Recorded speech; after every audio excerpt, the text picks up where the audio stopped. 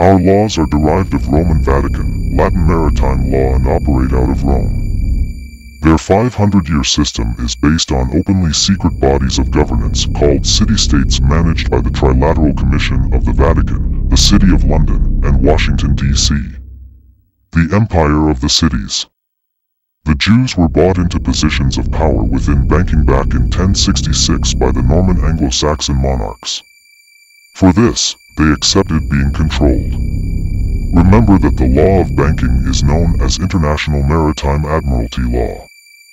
This maritime law was based on Vatican canon law. All the war banks, known as central banks, get controlled from SMOM-controlled Switzerland. The Federal Reserve pays the Bank of England, which finally ends up in the Swiss Bank of International Settlements. All you need to do is study the SMOM and its members, then look who's who in banking. The Treaty of Paris of 1763 designated King George III Arch-Treasurer and Prince-Elector of the Holy Roman Empire.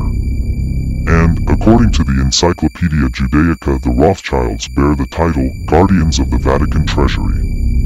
The Vatican Treasury, of course, holds the imperial wealth of Rome.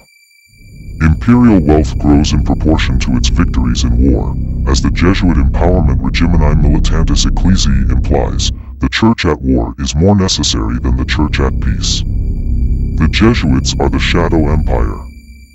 The appointment of Rothschild gave the Black Papacy absolute financial privacy and secrecy. Who would ever search a family of Orthodox Jews for the key to the wealth of the Roman Catholic Church? I believe this appointment explains why the House of Rothschild is famous for helping nations go to war.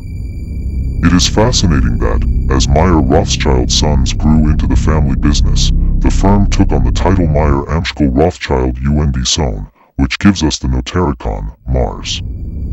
Isn't Mars the Roman god of war, whose heavenly manifestation is the red planet? There is powerful Kabbalah here, and there's hardly an acre of inhabitable earth that hasn't been affected by it in some way. International finance and banking are not primarily Jewish. Many of the most powerful banking interests in the world are run by Gentiles. One of the most powerful forces in international banking is the Knights of Malta, a Roman Catholic military order controlled by the Jesuit Superior General. Sadly, even a certain segment of the alternative media helps to propagate the lie that the Jews run international banking. Interestingly, one of the titles of the Rothschild banking dynasty is Guardians of the Vatican Treasury. The Jews, as a people, have been used for centuries as a scapegoat by these international banksters and their secret societies, such as the Jesuit-controlled Knights of Malta.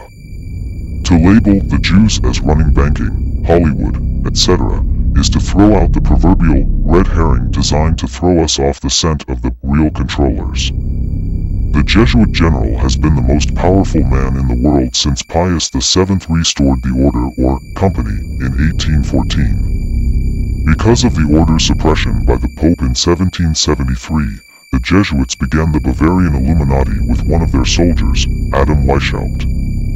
The Illuminati absorbed the Jewish House of Rothschild, creating a colossus of wealth around the world, subject to the Jesuit general. With this financial arm in place, the Jesuits then made war on the Vatican, including the Pope, the Roman Catholic monarchs of Europe, and the Order of the Dominicans. This Inquisition and crusade was called the French Revolution and Napoleonic Wars. For 25 years, the Jesuit generals, Masonic agents, particularly in the person of Napoleon Bonaparte, conducted war. Bonaparte also punished the Knights of Malta, driving them from their island home to Russia. You'll also find ex-British intelligence officer, Dr. John Coleman expose how the Rothschilds and even the Rockefellers' wealth simply doesn't come close to some of the members of the Committee of 300, which is controlled by the Order of the Garter, Pilgrim Society, all inner cores of the SMOM. The Jews were brought into positions of power within banking back in 1066 by the Norman Anglo-Saxon monarchs. For this, they accepted being controlled. Remember that the law of banking is known as International Maritime Admiralty Law. This maritime law was based on Vatican canon law. All the war banks, known as central banks get controlled from SMOM-controlled Switzerland. The Federal Reserve pays the Bank of England, which finally ends up in the Swiss Bank of International Settlements. All you need to do is study the SMOM and its members, then look who's who in banking. Early in the 19th century, the Pope approached the Rothschilds to borrow money. The Rothschilds were very friendly with the Pope, causing one journalist to sarcastically say, "Rothschild has kissed the hand of the Pope." Order has at last been re-established. He even granted Pope Gregory XVI cash injections and was received on January 10, 1832 in audience, the kiss on the hand allowed, and the Order of St. George awarded. Amschel Mayer Rothschild wears a Maltese cross. After all, Amschel Mayer was the first son of the old Rothschild, Mayer Amschel, and took over the head office in Frankfurt. The Jesuit-controlled SMOM has a permanent observer status at the UN. The Jesuits created the CFR, which created the UN.